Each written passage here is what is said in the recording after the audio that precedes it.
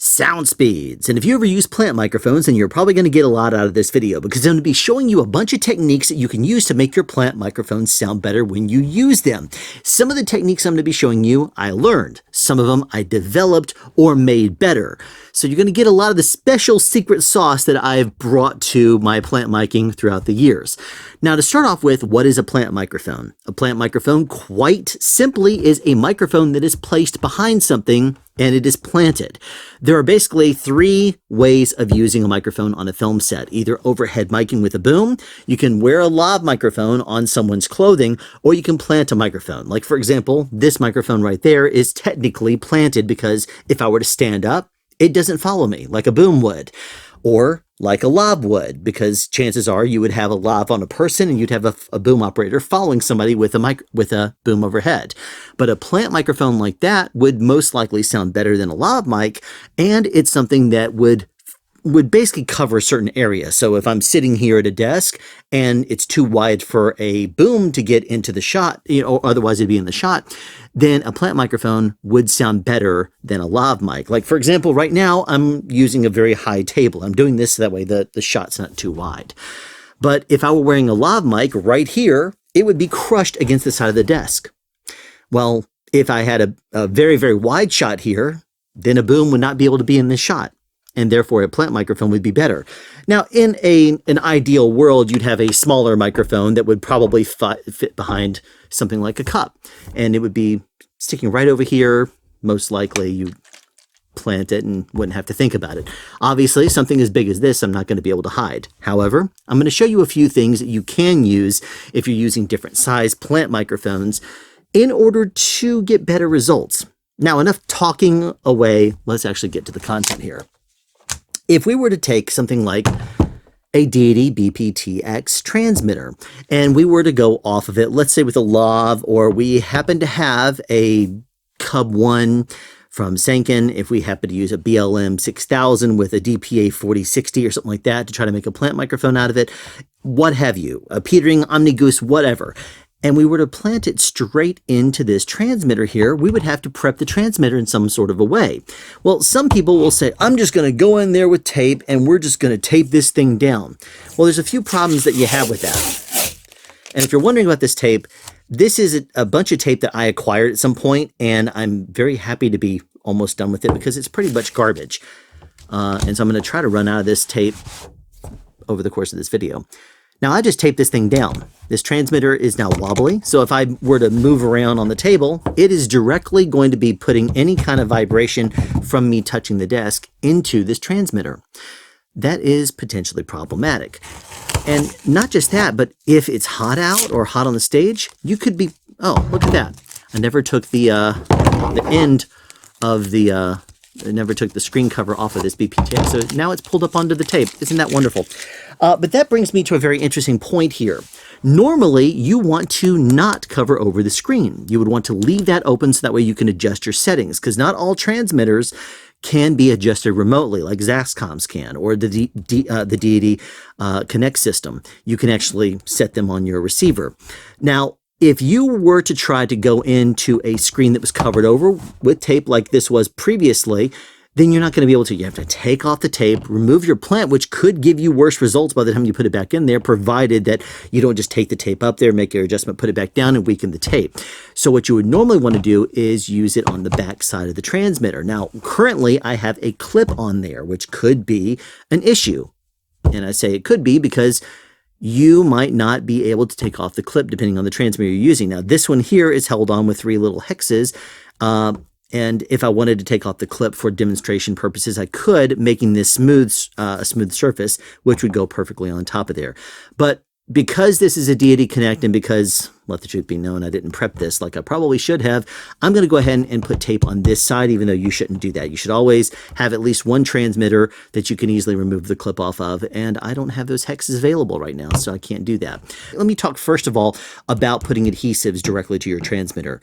If you put something on there, other than something like black paper tape, chances are in heat, or if the transmitter starts to get hot, it could take the glues and start to mess up a screen. It could start to make something stick to the transmitter itself.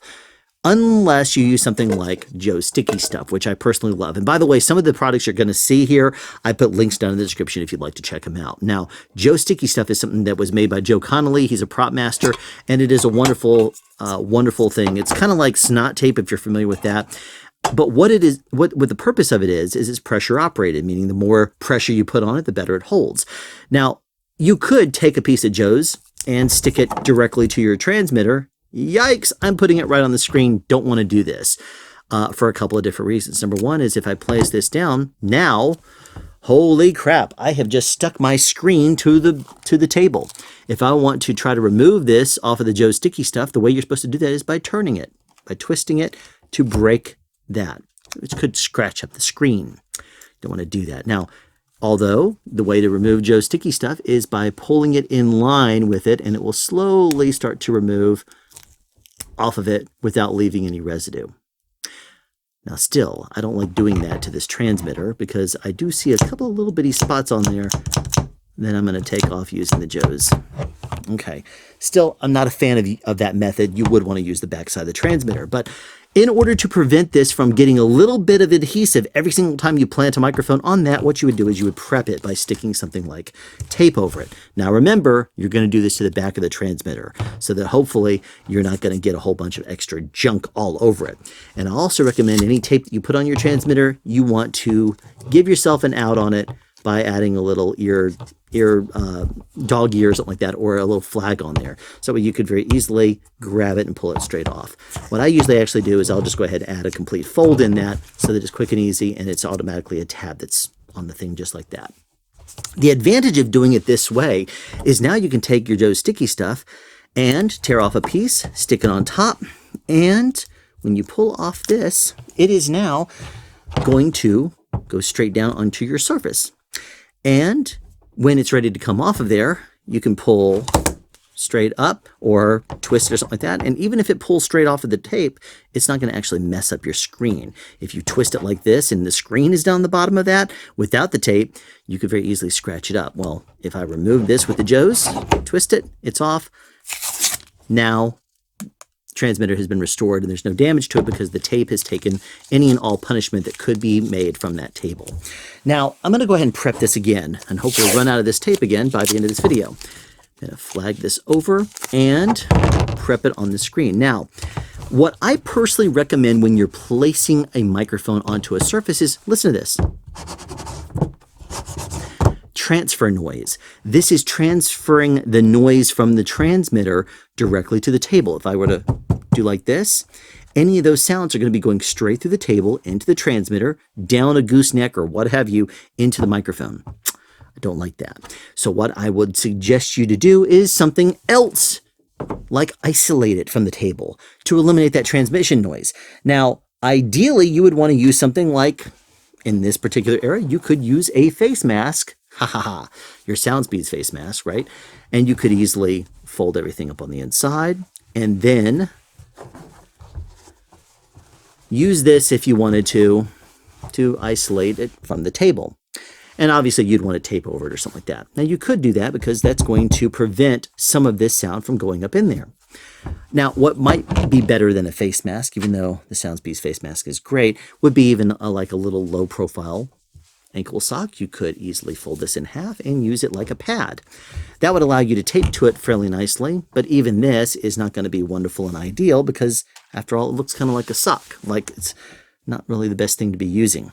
You could use a piece of sponge, because even a piece of sponge is going to be great, and that's going to isolate any movement or tapping from the table. Now, granted, you're still going to hear the tapping on the table because you're not going to eliminate that just from a little piece of sponge. The microphone is still a microphone and will pick up acoustically, but instead of using a piece of sponge, what I would usually do is use something like shelf liner, which you could even find at a dollar store. And if you very simply take it, fold it over a couple of times, you could end up putting down this little piece of rubber like that. But I used to wear vests on set, and they would usually come with these. But little bitty flaps of fabric like this that have some kind of fur on the side and black on the other side are going to stick very nicely to your transmitter. It's still going to be a nice little isolation pad. And if you happen to have Velcro on your transmitter or something that you want to use to mount to it, you can easily use that as well. Just make sure it's kind of a thicker type cloth material. Even a blanket would work, one of those plush type blankets. But then, just because I want to cover my bases here, if I want to stick this pad to here, you may say, well, geez, you can just put that on top of that. But the problem is, if someone were to lift up this table or bump it, now it's making connection to the ground. Yet again, or the table, I should say. So the way you eliminate that is, since our surface is prepped here, put a little bit of Joe's right here onto the surface of the transmitter. And then you can stick this directly to the pad. Now it's not going anywhere. And then you directly on the bottom of the material here, the foam pad, you can do the exact same thing. Now, you may say, this is ready now to stick to the table. What I usually do is I will stick another piece of tape onto the surface of the table. And you may say, this is a lot of tape, a lot of different layers. You're being wasteful. You could maybe say that. However, if you put down this and then you put a piece of tape down on top, I press as hard as I want to. It's not going anywhere. See that? And my plant's going to be secure. But at the same time, when I pull up, there's multiple layers that I could perhaps pull from. So if I want to remove just the tape here, I could slide it down a little bit. Now you could say, well, geez, if you put tape on it pretty much anywhere, even on the bottom of the transmitter, do the same thing. And that's fine. But notice that I can pull off that tape, easily apply another layer if I want to, and it's going to be fine. I will usually do it that way in order to prep it. Or if there is a surface that is being difficult. Like, for example, how many times have we gone to put a plant microphone into a car, and all of a sudden we find that they have put all kinds of, what is that leather conditioner they put on it? They wipe all kinds of stuff on there, so the whole car is sticky. Even duct tape isn't going to stick to the inside of this thing. Gorilla tape won't stick to it. Nothing sticks to it, and even when you run your finger over it, a little thin layer of some oily kind of, sticks to your finger. In that kind of a circumstance, you may say, well, you're not going to have much of an option there. Au contraire, my friend. Here's where you are wrong. If I were to take this little piece of Joe's right here and stick it directly to this, is this going to fit? Is this going to fit on there and stick to the car? No. But you know what will? Lexan polycarbonate. This is one of my secret sauces that I really appreciate. Lexan, very, very thin. I think this is 1/32 of an inch or 1/64, one of the two. It depends on which one I grabbed. I have two different thicknesses. And I bought a sheet of it that was 1x2 from Amazon, cut it into 8-inch strips, and then I made different things out of it. Like, for example, a 3-inch wide. This is 8 inches, and I made four different pieces that were 8 inches wide, or 3 inches wide rather, out of, what was it? My math isn't adding up here. It was this 1 foot by 2 feet. It's 24 total inches. Cut that into 8 inches each. So 8 inches by 12 inches. That's it. Okay. So when it was 12 inches, I did this and had 3 inches wide by 8 inches, and then I made a total of 4 of these. I was also able to make a total of 6 of these, and because these are 12 inches long, I was able to make 4 of these as well. So by cutting these, I was able to get different size and dimensions out of it. I knew I'd figure it out eventually, but that's what I ended up doing, if that makes any sense to you. The dimensions. But what these allow you to do is it sticks like glue to the Joe sticky stuff. So if I were to take this and prep it by putting, let's just say that the transmitter and everything is coming off of here, and if I was going to use something like a Senken Cub 1, I could plant it directly to this. Now, one of the things I've done in the past is prepped it and planted my microphones and put all the coil management and everything on here. And then when I'm ready to, since it's automatically facing off here at the angle that I want, at any angle that I want, I can take this now, put it underneath the visor, provided you do it the right way, which is not this way. You don't want to stick it in there this way. You want to stick it in that way. So that way you can very easily have the transmitter sitting up there, and you can have this higher profile in the visor. So your transmitter is sitting up under the visor, and you can slide this out at whatever angle you want over your actors, and it's going to pick up really nicely. Now you could, I guess, put it on the bottom too, so that way the transmitter is vertically sitting on this, but keep in mind it's going to be lower. The visor is going to be, let's say, holding this whole thing up this way, and if it is holding it up at this height, then that's how much clearance you have, versus this height where you have a little bit more over your actor, and that could make the difference between having the microphone snug against the ceiling and having it barely in the shot. So I usually recommend going this way with it. Once the visor is holding it in place, and you may say that's wobbly. Well, yeah, but it's also holding just fine. Now, how strong is Joe's sticky stuff? Well, you saw how strong it was just there. I'm going to rip it all apart here for a second and show you. If I were to take the Joe sticky stuff off of the transmitter using the same piece of tape right there, check this out. I'm going to take the smallest little bitty piece of Joe's, maybe only like 1/2 inch, and I'm going to stick that little bitty piece of Joe's onto the transmitter. Now, look at this. That little thing is about the size of, let's see, maybe my thumbnail, which is very bitten, so it's very low profile. But check this out. I'm going to now stick it. Actually, I'm going to put it in the inside of the big one. Check this out. You're going to get a trip out of this. I'm going to take this now and stick this down onto the middle of this. And I'll put a lot of pressure on it too to show how well it holds. Now,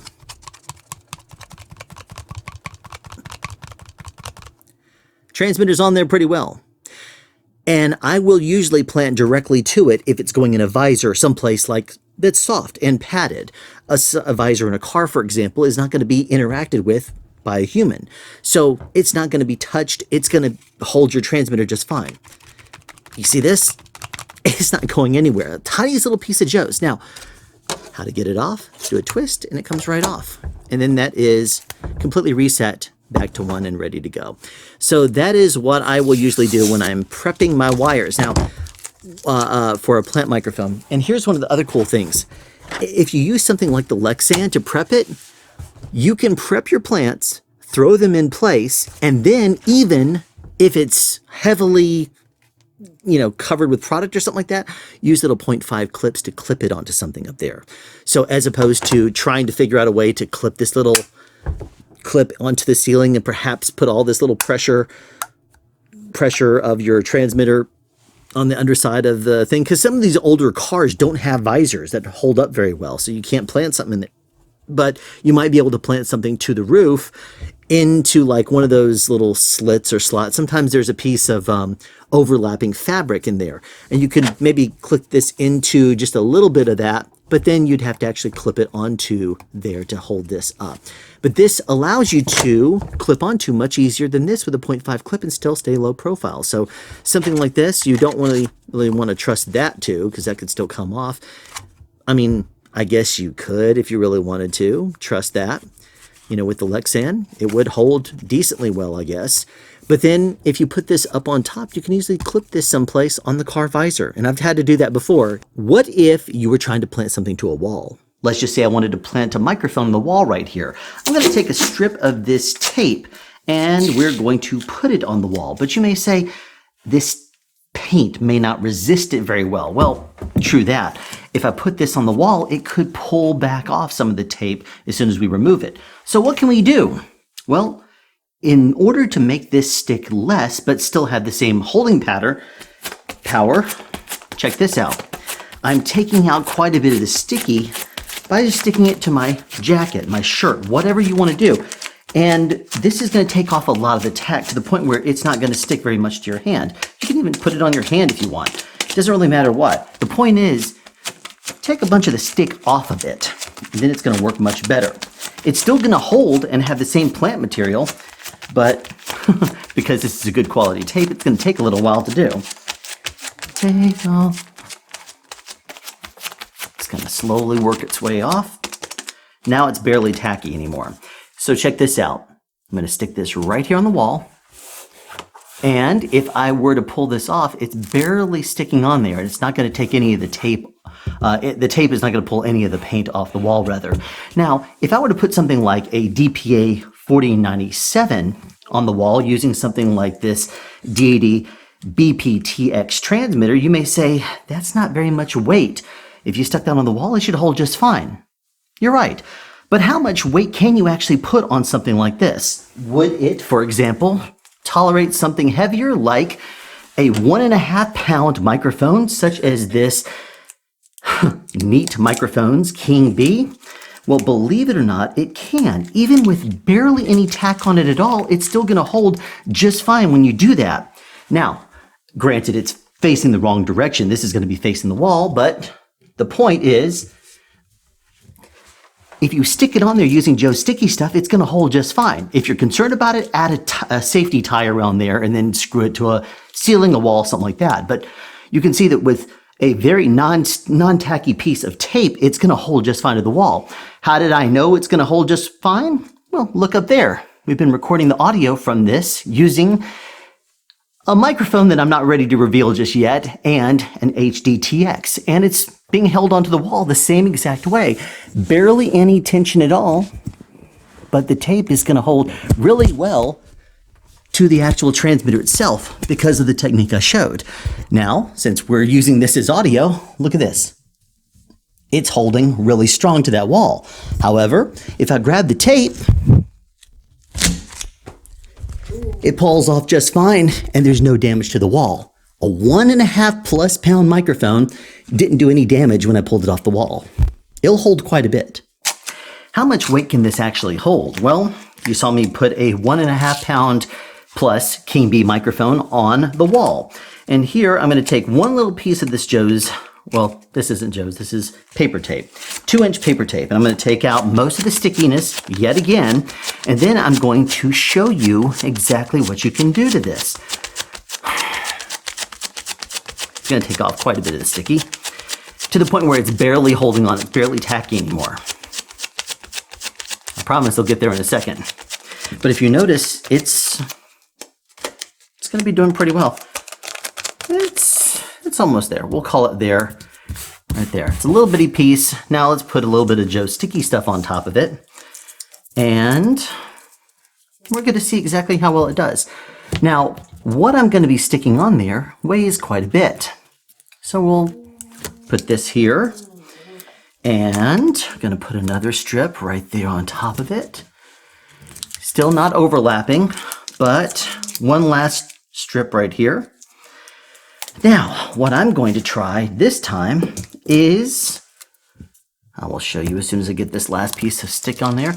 Now, look at this right here. It's starting to come up in a couple of places, but because Joe's does not, snug to the wall like a piece of paper, it's got a little bit of, thickness to it, and that's going to help us here. This here is it is a 5 pound weight. This is what you would put in a barbell. This is metal, and notice it does have a hole in there. So if I stick this to the wall, let's see if it's going to hold. Barely holding on to any of this on there, I might add. So let's try this. Let's see if I stick this, pressure it on there. Now, here's the thing about Joe's sticky stuff. The more pressure you put on it, the more it's going to stick to the wall. So if I put on just a little bit of pressure, it's not going to stay. If I put on a lot of pressure, it's going to hold on quite a bit. Now, if I let this go, look at that. Now, my feet are below here, so I don't want to necessarily trust this thing just sitting on the wall, gently as it is, but watch this. It's actually, it's staying on there pretty well. Now, to get it off of Joe's sticky stuff, you rotate it, and it comes right off. Now, this is going to pull right off of there nice and gently. So, it held at least 5 pounds. So there you have it, some of the secret sauce I bring when I am planting microphones on a film set. Now keep in mind, there are affiliate links to many of these products in the description below, but not all of them. This tape, for example, which I also have another roll of here, notice it's unbranded. If you pull this and it's not tapped, quite often it will pull in weird strips like that, and it's not going to be good. I personally prefer the Shure tape. It is much better. Shure, S-H-U-R, not S-H-U-R-E. It's not the brand of microphone. But this tape right here is much better. It's even, if you notice here, I can even squish it a little bit, versus right here, this doesn't squish. It's hard as a rock. So this tape right here is not going to be nearly as good as the Shure tape, which is going to go on easily. It's going to pull off easier, and it's made much better. Plus, it's not even it's not shiny. You see that? It's more matte, which is much more friendly on a film set. Now, keep in mind, some of these techniques are techniques like the lexan is a trick that I've used in the past, and I personally like this a whole lot. I used this particular piece right here. Notice that there's two different thicknesses of it. This one here is half the thickness of this piece right here. This is 1/64 of an inch. This is 1/32 of an inch. And the 1/32 of an inch piece, this one right here, I used in the movie The Founder. At the very, very end, there's a shot in a stretch limousine with Michael Keaton and his movie wife. They're off to receive an award, I think. But I put two SM transmitters on the side. Actually, they were on the inside.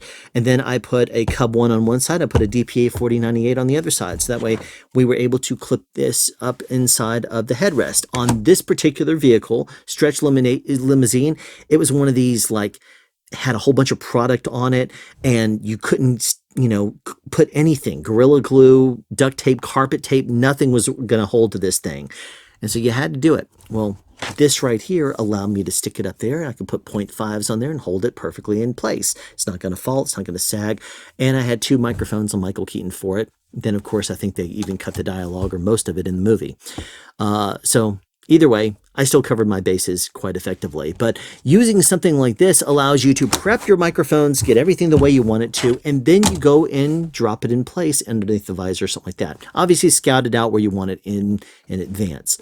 But there's a lot that can be said for prepping two microphones, even if they're half the thickness of this. If you're using something like 4097s or 4098s, you could easily cut it into little smaller pieces that go perfectly on top of your transmitter, leaving a little bit of overage. That way, if you want to clip it onto the sun visor, you can, or clip it on wherever you want to, really, as long as this is strong enough to support your transmitter, which it is, it's going to be great.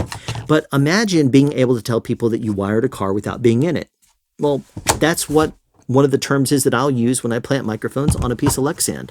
I'll put the transmitter down, I'll put whatever secured it to, and then I will put this in a visor when I have a split second. I'll just simply say, there was a time on a TV show I did called Necessary Roughness, where they're like, no, clear out, we're going to do a rehearsal. I'm like, well, camera's ready. I need to be able to put my plants in there. We don't have time, we want to just go.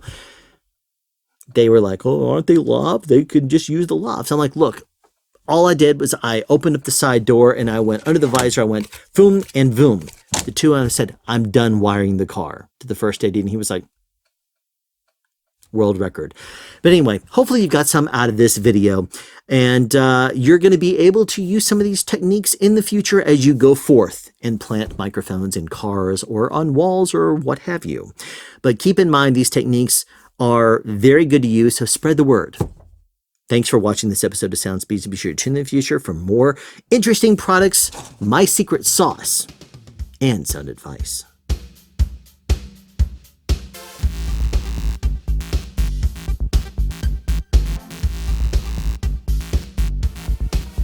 Have a question you'd like answered or want to add something? Be sure to write it in the comment section down below. You can also make a suggestion for future topics of discussion. Again, comment section down below, or you can email me at soundspeeds@yahoo.com. Be sure to subscribe and turn on notifications so you won't miss out on future sound advice.